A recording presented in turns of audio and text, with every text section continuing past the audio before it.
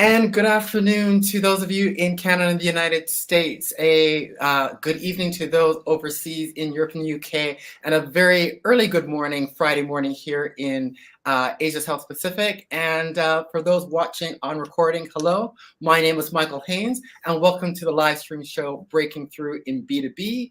Breaking Through in B2B is a live stream show for those of us leaders of small and medium B2B professional service firms. I'm Michael Haynes, B2B Growth Specialist, your host. Very looking forward to today's discussion where we're going to be discussing with Pete Romano about client journeys and how to use them as B2B professional service firms. Pete, how are you this afternoon for you? Hey there, Michael. It's really great to be here. I'm doing well, and I can't wait to get into this discussion with you. Fantastic. So we're going to be talking about client journeys. Well, first of all, before we get started, Pete, just for briefly for the viewers, tell us a little bit about yourself and who you are, what you do as a customer journey automation expert.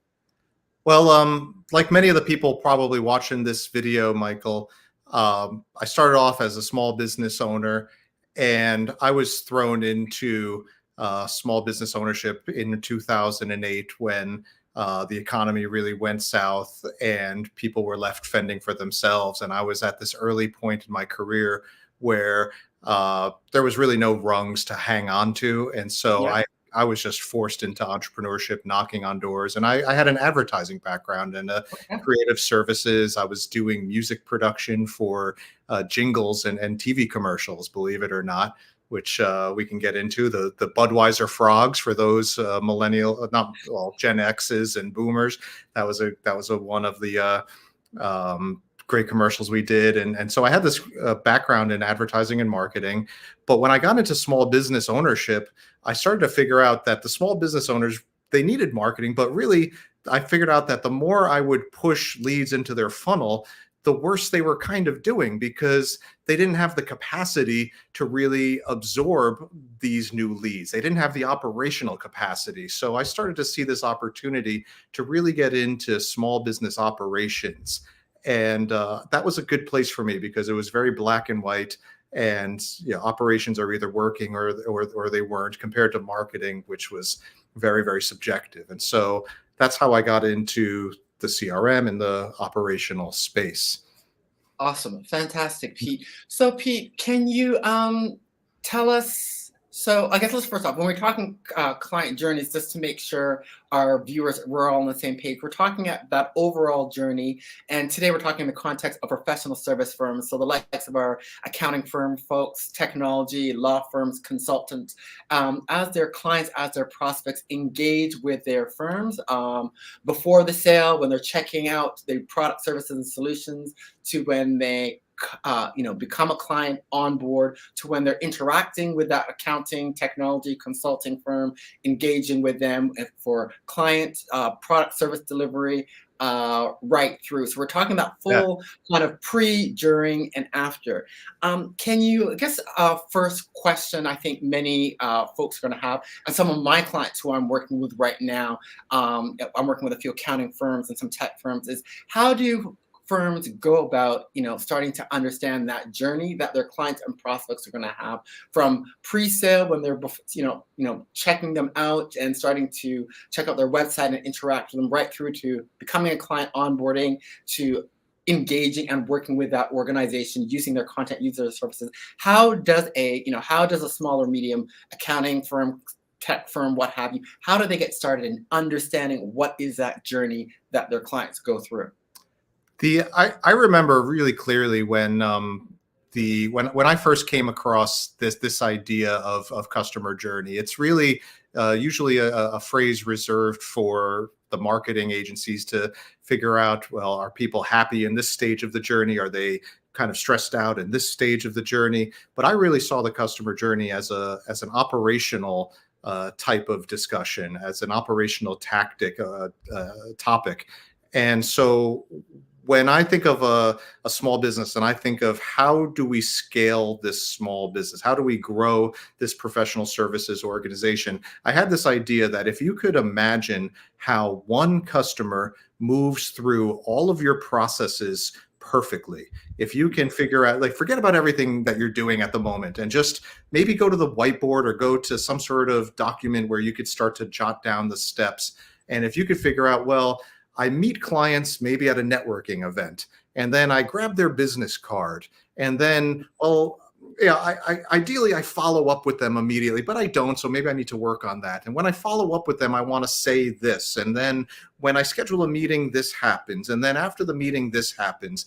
And I find that to be a very, very liberating type of exercise, a liberating mental exercise to really get down on paper how you want your business to operate, really. And so that's what I recommend to all of our clients, is that we clear our minds, we put on our thinking caps, and we imagine how one customer moves through all of your processes from the beginning to the end perfectly.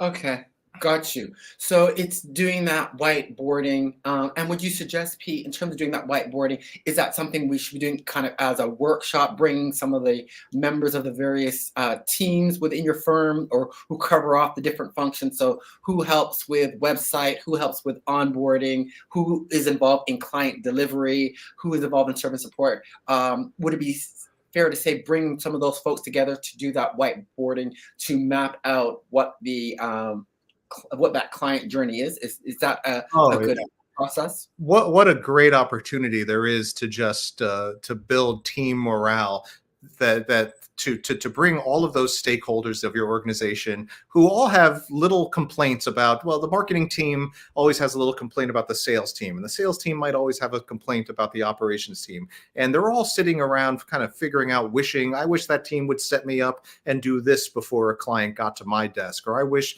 the client was made aware of this.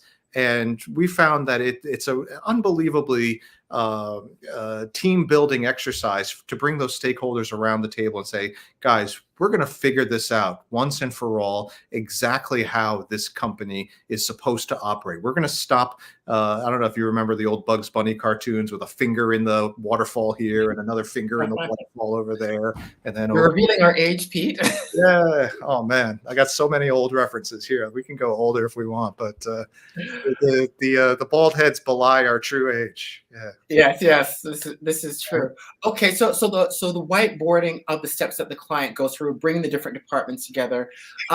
Where though, as part of that process, because I know you've mentioned a couple times now of what, bringing folks together, whiteboarding as to what we think, what the client should be experiencing. What about can you talk a bit about getting that client feedback with regards to how the journey is? Because we're talking about mapping up that should be state.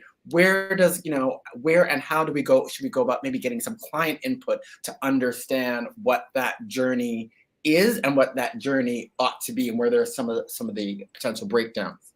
Well, a lot of times you see, if you go onto Google and you type in customer journey, you start to see a lot of maps that are, you take a retail store, for example, and the customer is happy walking in the door, and then they're happy as they're shopping around, but then they get a little bit more stressed out if they can't find an open register. And so they're able to simulate a customer experience in a very, very granular way.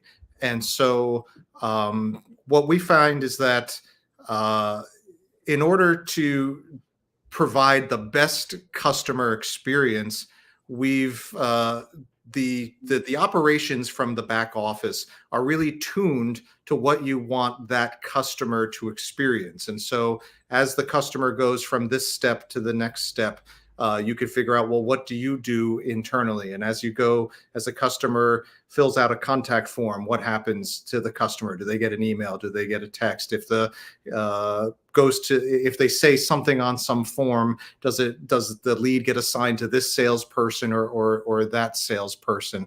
And so it's really an exercise in improving the customer experience and improving the operations as well. Yeah. Right. Okay. So, at any point, though, are we seeking any direct client feedback to understand, or at what juncture can we get client feedback to understand how that process is working? Should that be, is that something that should be incorporated as part of the overall client engagement. So if I think about an example of a IT firm that's working with a client, and they've got a new client. The client has been onboarded to start working with them around, let's say, IT strategies and managed services. And so now they've been onboarded as a client, and now they're working with that firm both from an operational capacity and strategic capacity. Should there be at some point some kind of check-in client review to say how are we going, how things are, Oh, to sure. garner some of that feedback as what that client experience has been, be it onboarding to become a client of the firm, or as they're engaging with the strategy consultant, engaging with the operational folks. So should there be some checkpoints to kind of garner that feedback? I understand your question. And so, absolutely, is that the customer, your job as a professional services firm is not necessarily to service the customer. Yes, of course, you have to do that well, but you need to be thinking one step past that.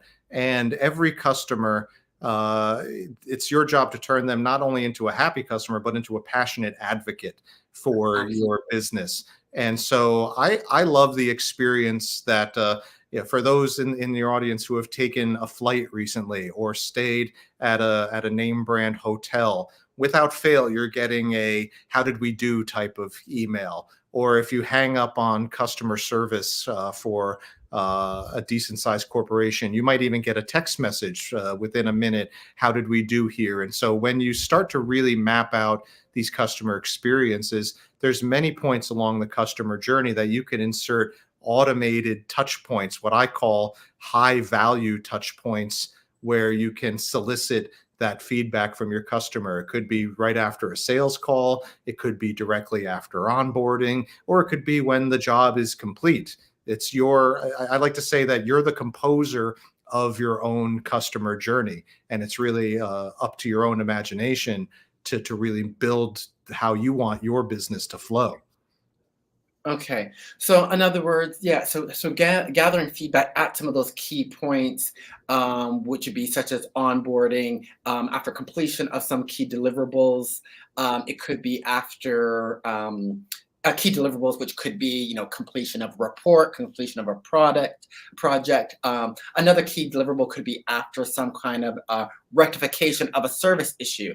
Sure. If there's some operational issue. So I'm thinking for example, in a technology context, if there's been an issue with a system that your firm is helping to manage and you have to restore, gaining feedback at some of those key high value points, onboarding, key deliverables, service recovery, and then is quite important. Okay, and then what are any suggestions, Pete, as to okay, now how do we use this information that we're gathering now as well? Can you give our viewers, those listening in on the recording, as to some guidance? Okay, we're gathering some of that, be it through automation or what have you. We've gathered that feedback. How do we go about actually using that information? Yeah. So the first step is just getting these systems in place, and you want to have some forms of intuitive feedback mechanisms. It could be a scale of smiley faces, from a frowny face in an email, to a slightly less frowny to a happy face, all the way within five emojis. And when you want to study this information regularly after you capture it, and then make these changes. The people, you want to be deferential to your customers' feedback, and recognize that probably the squeakiest wheels are the ones that get the oil, right? But Yeah. within every squeaky wheel, there's lots of grains of truth. And so I like to think of our operations, as any professional services operations, really as a finely tuned basketball team, a finely tuned baseball team, where you're going through plays, and you're figuring out, did I make this handoff correctly? Did I communicate to the customer quickly enough? Did I say the right thing? And so you're always taking that feedback and comparing it back to how every individual play has gone down, as if you were watching a football game, doing the play by play. Okay, so that's good. So what I'm hearing is about gathering that feedback, and then making sure that it should be shared across the organization. Some of the firms that I work with, being, small to medium firms, 10 to 30 person firms. There's a lot of, as typical professional service firms, everyone's very often busy working in the business on client delivery, executing, key project deliverables, operational, what have you. How often, given that these firms are often lead and everyone's often very busy working in the business on projects, working on behalf of the clients, how often should that gathering that feedback from the clients be done? Should that be done quarterly, semi-annually, annually? What would you suggest in the context of a professional service firm where the overall client experience is going to be quite integral to retention, to them becoming an advocate, which in and of itself will serve as an engine for growth? What would you suggest for professional service firm folk? And again, where they're often a bit leaner in terms of people, how often, what's kind of the right cadence? Sure. And so you're asking the right question, but I'm gonna reframe that question, because what you're touching upon is one of the most complex parts of being a professional services organization. It's not that the professional services organization is like a factory churning out widgets. At any point, at any current moment of a professional services organization, you are at various stages of any one of your customers' life cycles. You're at the beginning of a life cycle for some customer. You just got off a sales call with another. You just completed a project. And so to put it in terms of what cadence do we get feedback, quarterly, monthly, weekly, annually, whatever, I think is asking a slightly wrong question. I think the right way to phrase that is, where in each customer journey do we seek that feedback? Because if you build your systems and processes correctly, all of this is happening all at the same time. Because as you're completing one project, that customer might be getting a text message, but another customer, it might just be the end of their sales call. So they're getting surveyed on something else. And so you have to build your systems where they're just going on autopilot, and this feedback mechanism is occurring at the right place of any of the customers, wherever they are in the life cycle at that moment. Okay, so in other words, it's about setting up that client feedback for all key components throughout the client journey. There should be some form of check-in feedback mechanism for those key stages throughout the life of the client journey. Is what, if that sounds like what that's what I'm hearing. Let's get back to this whiteboarding exercise, because the whiteboarding exercise is not just a mental exercise in your magic markers. It's an exercise to figure out, well, how do we really want to operate? And then the next logical step that we didn't touch upon was that then you start to automate whatever it is that you can automate. Because like you said, we're all wearing a lot of hats. And so if you decide that, well, we do have a good sales team and we do have a good operational team, but we want to get that feedback early on, and then we want to get that feedback later, well, you automate that step. Maybe it's when a salesperson logs something in their CRM, it triggers that email, it triggers that text to survey on the sales call. But over in the next room, a project manager might be just finishing a project. And when they mark something as complete in their project management system, then an email is going to that customer and to that client seeking the feedback on the overall project. And so when you whiteboard everything, you lay everything out, and you start to automate everything, you realize that now you have the basis for handling customers at scale. Okay, that's right. Okay, so that whiteboarding exercise is quite critical to really understand the full journey, all the key components, and then determining how you're going to then gather that client feedback. You've mentioned talking about automating the feedback quite a bit. My question for you is, so how, again, thinking in terms of a lot of these, I know like a lot of clients I work with, again, they're very lean, they're experts, they're geniuses in what they do. So they're geniuses about accounting, doing, I've got a client that does commercial litigation, immigration cases for complex law firms, one that is doing IT strategy. So they're very good at what they do. what are the tools when you talk about automating this, automating the what needs to happen in terms of gathering client data? What tools? How do you go about starting using? What tools should we be using in terms of trying to set up that automation?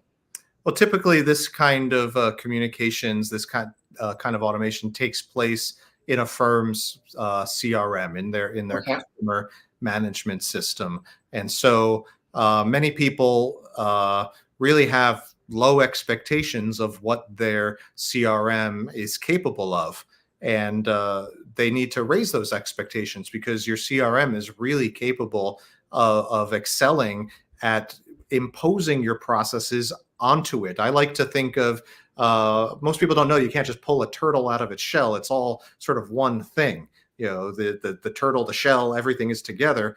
And Yeah. so your CRM in our organization and the way we speak about it is the functionality of your business. All of your business rules, everything that you whiteboard gets imposed onto your CRM. And so when you decide that somebody's going to hang up a sales call and then within 5 minutes a text message is going to fire to the customer to survey them about how did the salesperson do, that's your CRM.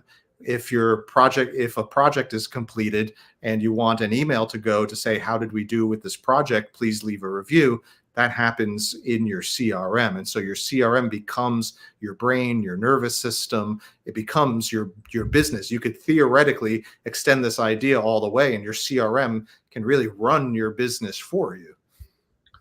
Okay, so it's the nerve. Okay, so it's that central nerve system. So you whiteboarded all your processes, all your key stages, what Mm. needs to be happening. All of that should be done through the CRM, which it sounds like everyone, all the key functional areas within the organization, you know, onboarding, marketing, the client delivery teams, the customer success, service, and support teams, all of them, it sounds like, should be, once you've done that whiteboarding and you've set up your processes, everyone should be leveraging that central system as the means of engaging with the clients and making sure that they're getting the right experience, the right notifications, communication. So that is, so it having that is quite key and quite central. It Yeah. sounds like. I'll share just a little anecdote. So going back years, and as I started to formulate some of these theories and ideas, I was at my office in Hoboken, New Jersey, and I was cleaning things up, and I was dumping filing cabinets out, and I saw invoices, and I saw uh, purchase orders, and I saw project management sheets and contracts, and I saw all these papers in folders, and I started to recognize that your business is nothing but a set of systems. It's nothing but a set of tasks. Everything, no matter what it is, everything in your business can be defined as a box with a bunch of tasks in it that either the customers should be doing, or you need to do, or your salesperson needs to do. And it's just tasks and processes and tasks and processes. So your CRM becomes almost like the operating system that you program to carry out the tasks of your business. And when some attorney is supposed to work on a case, they're assigned a task. They get an email. When they finish that case, an email goes to the client. And so all of that can take place within your CRM. Okay, so all right, that sound so. I think you really summed that up quite well. I'm actually putting it into the chat here that it's all about having the right task systems and processes, having those set up, and all of that's executed through the CRM. Um, Pete, thinking in terms of some of those firms, because there are many firms. I'm talking to another colleague of mine that I did a live stream last week. A number of small and medium businesses, general, full stop. A number of small and medium professional service firms don't have CRMs. My colleague Cal Salem quoted a stat, and I think it's quite staggering. The number, like I think he quoted, I think somewhere between 40 to 50% of, I think it was SMEs, full stop. In terms of those who are, fresh, new, and green, how do they go about, finding out what CRMs they should be using, what CRMs that are relevant for someone who's running an accounting firm versus a tech firm. How do they even go about finding what they should be using? To kind of get started. So would you suggest some of the first couple steps? Someone that's a firm that's completely new and green Sure. has to embark on this, because I think certainly that was a bit of an eye opener from last week's live stream discussion, that there are a lot more small, medium businesses, a lot more professional service firms than I thought, that are, they're using maybe a basic Excel spreadsheet, if Sure. that. So how do they get started when you're green as ever? That's a great question, and I love talking about this. I like to sometimes joke saying that every company, every CEO, at least every chief operating officer should almost be required to build software custom for their business, because when you build software custom for your business, you're forced to really think about every single step of how things are going to operate, because software is really quite literal. It does exactly what you're going to tell it to do. And if you have a real life situation that you try to morph into a software process and it doesn't quite match the real life scenario, you're going to find out really quickly that you didn't cover this edge case, and you didn't cover that edge case, and you didn't cover that edge case. And so when people think to themselves, they hear, well, I have this CRM, or my friend has that, and then they go to the marketplace and they start to look at things and they start to Google things. I think that that's actually the wrong step. And again, I don't want to beat this dead horse, but so many people, they get this idea, my friend said that their business is so much better with a CRM, I'm going to go find one. They're actually putting the cart before the horse. Again, It comes back to this idea of figure out how you want your business to operate. And when you do that exercise that we spoke about and figure out how does my business need to flow, then you could take that sketch, you could take that wireframe, and then you could actually go to the different CRM providers and you can start to question the person that you're speaking to.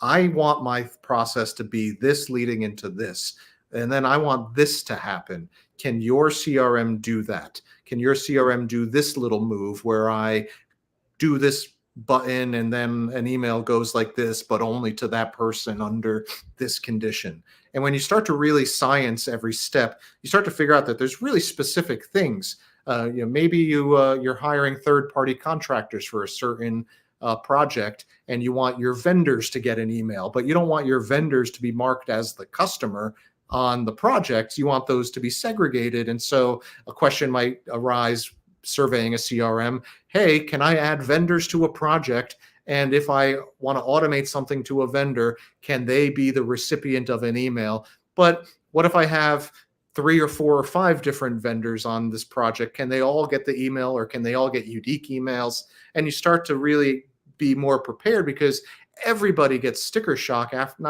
maybe not sticker shock, but feature shock, when they had a great conversation with a salesperson and then it goes into, well, they have a good pricing model, I'm going to get that one.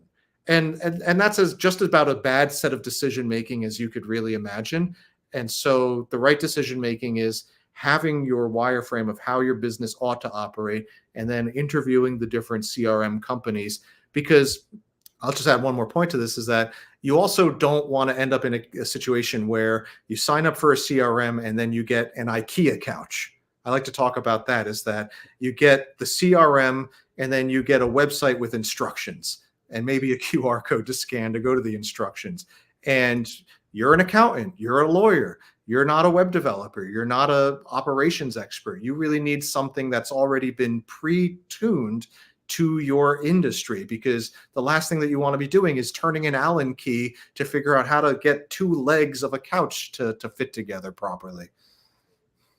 Okay, so what I'm hearing from you, Pete, and this is fantastic, is that your first step in getting started is not to go out and talk to a bunch of vendors. Your first step is going to that first principle of gathering, your team together, or representatives of your cross-functional areas within your business, doing a workshop, whiteboarding, mapping out, what we want and need our client journey to be, and really mapping that out, really old school workshopping, and then you taking that and then commencing discussions with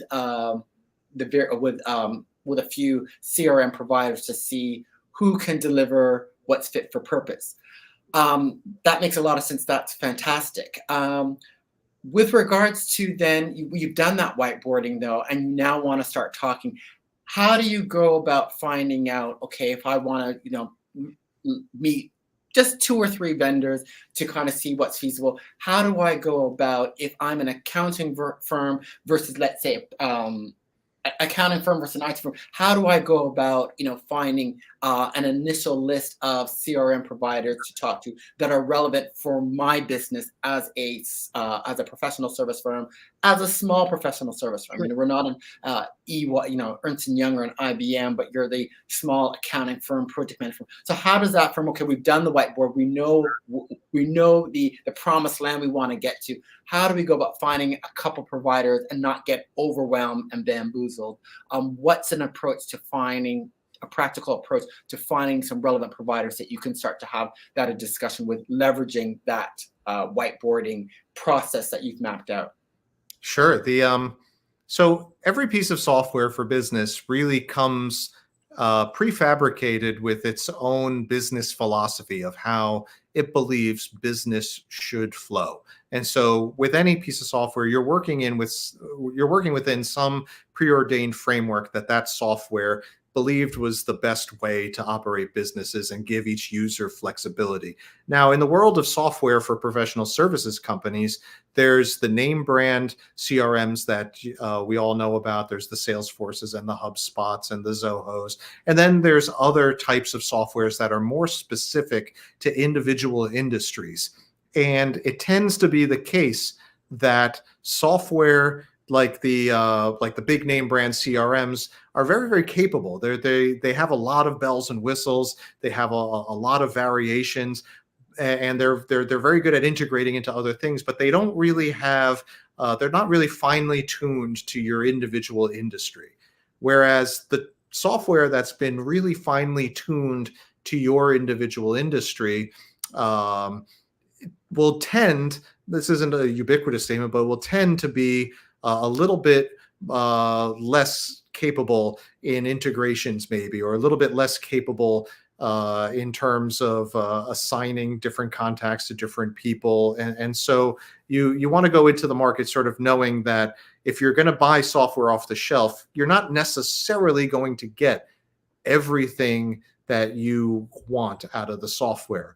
And don't fall into the trap where, again, I'm repeating myself, there's a learning curve to these things. And ideally, a professional services organization would work with a professional that really understands software, really understands business operations, and will not only get software, but also solicit the help of a consultant to really advise them on this journey, so that you don't only make the right choice of what tool you're going to get, but then you have somebody in your corner that's going to help you configure that tool over the course of a handful of months to make sure that you're onboarded and adapt to it properly.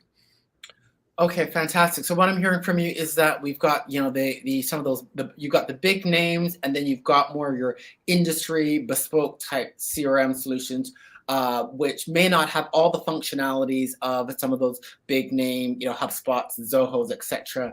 But in terms of being more fit for purpose for your particular industry, for your particular firm, the niche specialist type solutions may be more appropriate.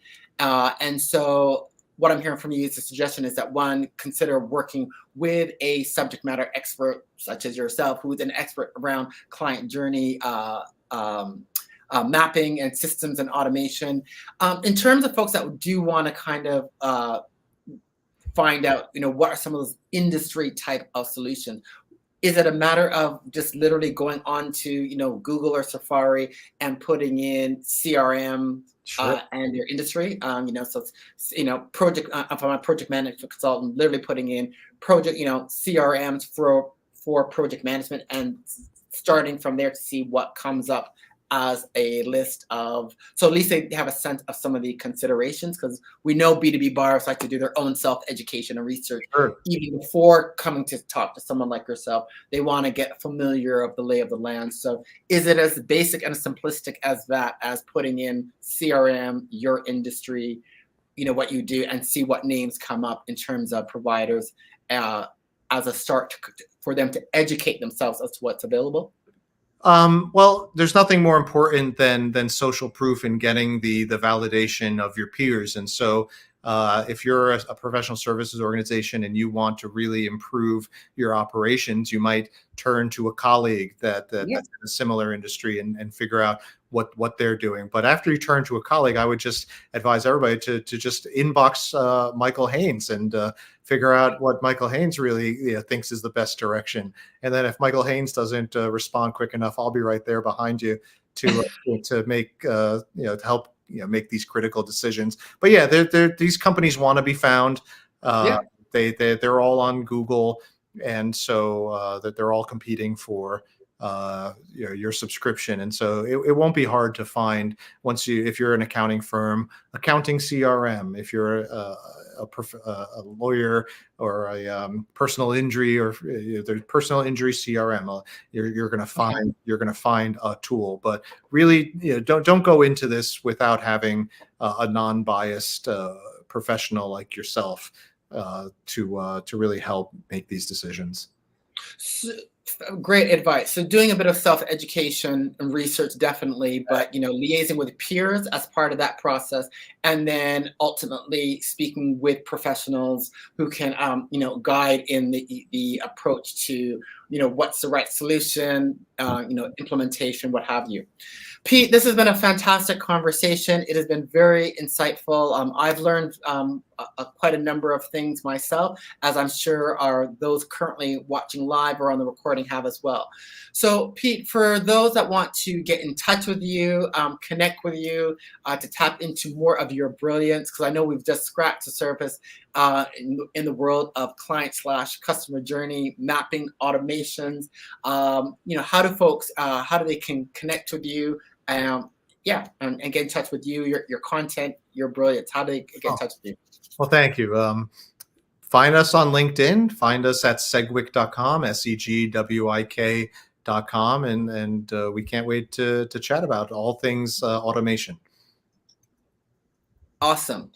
All right. Well, thank you again, Pete. This has been a great conversation. Thank you, folks. And for those of you that are looking to gain insight around how to be building your overarching B2B go-to-market strategies for your professional service firms, and how to navigate the world of B2B to acquire, retain, and grow your clients. If you haven't already, please connect with me on LinkedIn. Also, check out my website, listeninnovategrow.com, where there are a lot of tools, insights, including my free playbook, to help guide you on your journey as you continue to build and grow your firms. That's it for today. Thank you, and I look forward to seeing you all on the next edition of Breaking Through in B2B. Have yourselves a great day. Thank you. Thanks, Mike.